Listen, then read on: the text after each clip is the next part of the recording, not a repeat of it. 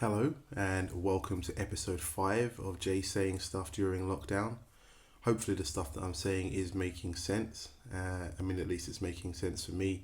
Definitely helping me with my journey of accountability. Definitely helping me consider ways of making content and how to make the content better too. So, for this week, it's been an interesting week. A lot of things are happening. I'm sure they are for everybody. But as we now enter into February, the second month of this new year, a new year which everybody believed was going to somehow miraculously spell the end of the disaster that was 2020, but has so far, at least from a societal and an epidemiological level, been more of the same. And so, because of that, a lot of the existing challenges have rolled through. The difficulty of still being indoors, really feeling quite confined, very much having that feeling of cabin fever, and also the seeing now as well the ill effect that it's even having on our health. I can see for my daughter and myself, we're starting to kind of get, not full on breakouts, but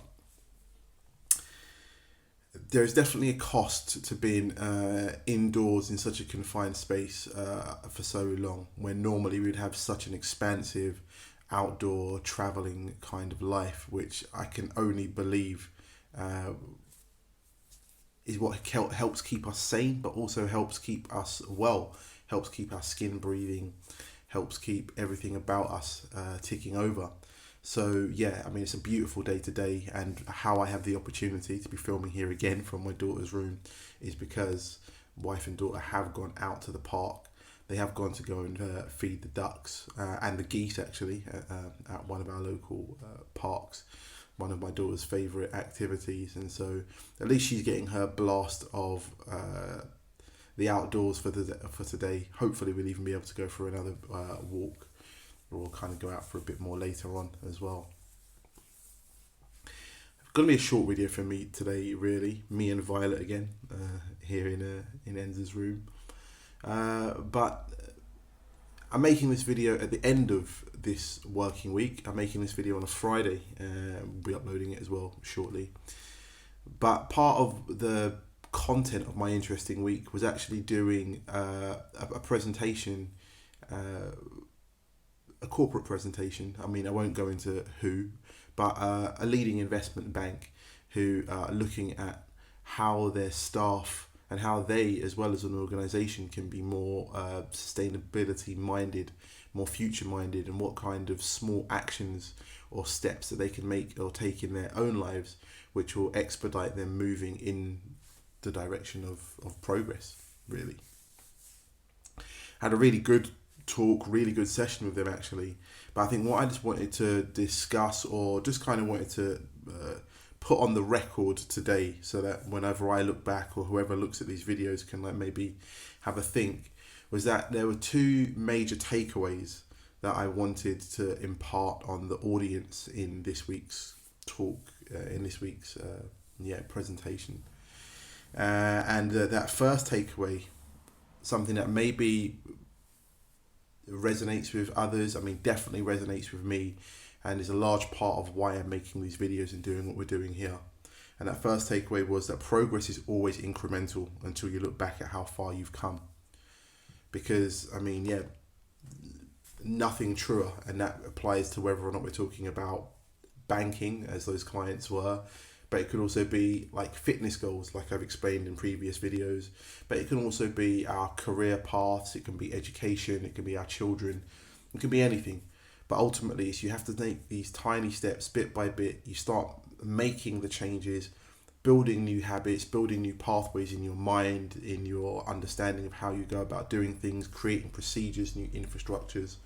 And bit by bit, you will bend, you will move, you will end up inhabiting them. You will end up filling those infrastructures, those spaces, those buckets that you've set out for yourself, which is the great thing about making plans. Ultimately, people wonder sometimes how they don't achieve their goals, but I would always challenge someone with, if I asked you to go to Sainsbury's and buy me X, could you do it? And they would be like, yes.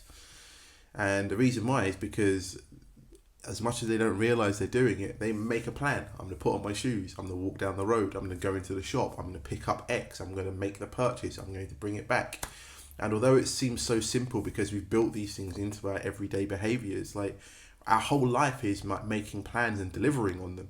And so ultimately, if you just kind of extrapolate that or scale it out to bigger things that you're trying to do in your life, everything can just be mapped out, and then you follow your own simple instructions and you will get there. And so it leads to my second takeaway for the presentation. And that second takeaway was that our will is our capital. Something that I've also said previously, it may have been on the last video, but it's something that, like, this year, I mean, I've known that for a long time, but this year I'm doing what I can to really try and embody that. Just to remember that, like, anything that we want from this life can be ours if we set out the pathway to achieve it. And so for me, I mean, I was asked by somebody who is pitching to become a coach for me, and they were asking me, what are the hurdles or what are the things that are in your way as to why you're not achieving or getting everything that you want out of life or hitting those goals. And I said that ultimately I am on my path. I do feel that my life is full of purpose. I feel that the engagements that I do, I deliver on them in a way that resonates with audiences, with individuals. I said the only thing that I sometimes rue or can sometimes frustrate me is the pace at which these things are going. And I said, but ultimately, we only are in a race against ourselves. And in fact, there is no race, really. I mean, society creates a number of things that make us believe that we are in a rush or that we have to do things. I mean, again, as well, we are mortal beings. I mean, there is going to be an end to any of the things that we begin in this life. But I think the lesson is that we shouldn't fear that. Ultimately, we should embrace it. The things that scare us and make us think about death, that is actually what we're more scared of than death itself. Like, death is actually something that is part of life. And again, not getting too much into the new age or the spiritual mantras here, but I mean, again, just kind of what I believe.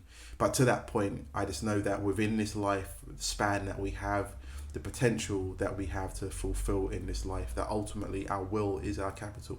The things that we want, the directions that we choose to move in, are ultimately what will are the seeds that we will ultimately harvest. And so, yeah, my takeaway really is just that to anybody out there, no matter what it is that you're doing, no matter what it is that you're finding difficult this year, or any year, or at any time really, just to take stock of yourself, sit back, remember that you are you, that turning up for yourself is the first step to making anything work, really.